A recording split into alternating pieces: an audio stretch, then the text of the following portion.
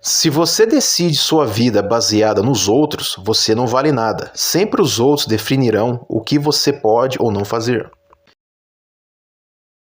Salve, galera! Nesse vídeo nós vamos falar da farsa do sistema eleitoral brasileiro, que não passa de um teatro onde o povo faz o papel de palhaço. Todo ano de eleição os candidatos dão entretenimento brigando uns com os outros, eles sempre se preocupam mais com o próprio ego e sempre querem detonar o concorrente numa rixa pessoal. É sempre a mesma coisa, um chamando o outro de ladrão. Ladrão! Ladrão! Ladrão! Ladrãozinho! Ladrão! E os discursos deles sempre são as mesmas coisas, que vão acabar com a violência, que vão gerar empregos, que vão melhorar a educação, o transporte público e por aí vai. Só que tudo não passa de um teatro. E não interessa quem vai ganhar. O sistema foi criado para que não haja mudanças. A Bíblia estatal, a Constituição Federal, que é a carta magna do Estado, é um câncer.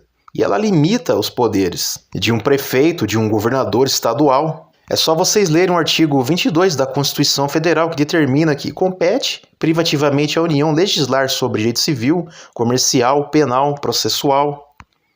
E isso significa que o Código Penal deve ser único para todos os estados. E isso é uma aberração jurídica, porque tem estados que são mais violentos do que os outros, tem estados onde se tem mais roubo de carros, de motos. Então, qualquer prefeito e governador de São Paulo não pode legislar sobre isso, para deixar a pena de determinados delitos mais grave, ou até criar novas leis. Uma que punisse vagabundaiagem para que moradores de rua não ficassem deitados nas praças em frente às lojas, atrapalhando comércios. E o turismo também. Outro exemplo, em São Paulo é onde se tem mais presídios, cadeia para tudo quanto é lado. Mas não cabe ao prefeito, ao governador e aos vereadores legislar. Saidinhas temporárias e aquelas no final de ano. Outro exemplo, aqui em São Paulo e no Rio de Janeiro, é onde se tem mais menores infratores. Mas não compete a esses estados reduzir a maioridade penal para 14 a 16 anos para resolver esse problema, porque a Constituição Federal veda isso. E outra coisa, a única forma de reduzir a criminalidade é liberando posse de arma, para que o cidadão de bem possa se defender. Pois a verdade é que o Estado não tem competência para defender ninguém. Se aparece alguém na sua casa agora armado, não tem como a polícia te defender. Você tem que ficar quieto, deixar os bandidos abusar da sua família e levar as suas coisas. O Estado é totalmente cruel e trata o cidadão de bem como um palhaço.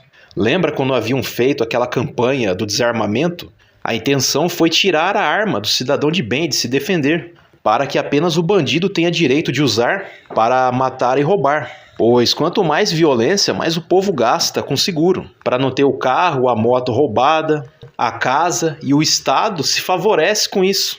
E sobre essas eleições estaduais, não adianta nenhum candidato falar sobre isso, por mais que haja um extremamente honesto com boas intenções. Até porque não compete às leis estaduais legislar sobre o posse de arma. Eu já falei em vídeos anteriores que a Constituição Federal e a CLT são um câncer no Brasil. Quando a Constituição veda, por exemplo, a pena de morte, ela está negando que existem psicopatas, que pessoas assim, após cumprirem pena, vão voltar a cometer os mesmos atos.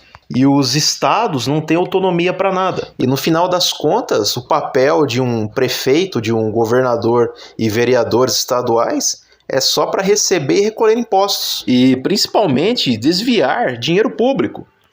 E esse discurso deles também de que vão gerar empregos é pura balela. Pois quem faz a economia crescer e gera empregos é o mercado. As suas roupas, o seu sapato, a sua meia, as coisas que você tem na sua casa, o seu celular, não foi o governo, o Estado que fez, foi o setor privado. E o mercado nunca precisou de político para funcionar. Mas eles estão sempre bicando, sugando impostos. E esses caras de pau ainda têm a coragem de dizer que vão reduzir os impostos para gerar mais empregos. Só que não vão também, pois isso compete à União, aos deputados, os senadores. E com toda essa péssima administração do governo, hoje nós temos 13 estados onde se tem mais pessoas recebendo Bolsa Família do que trabalhando. Ou seja, o governo tira de quem produz para dar para quem não produz nada. Então fica difícil de gerar emprego. E as empresas e o comércio aqui no Brasil só vão fechando.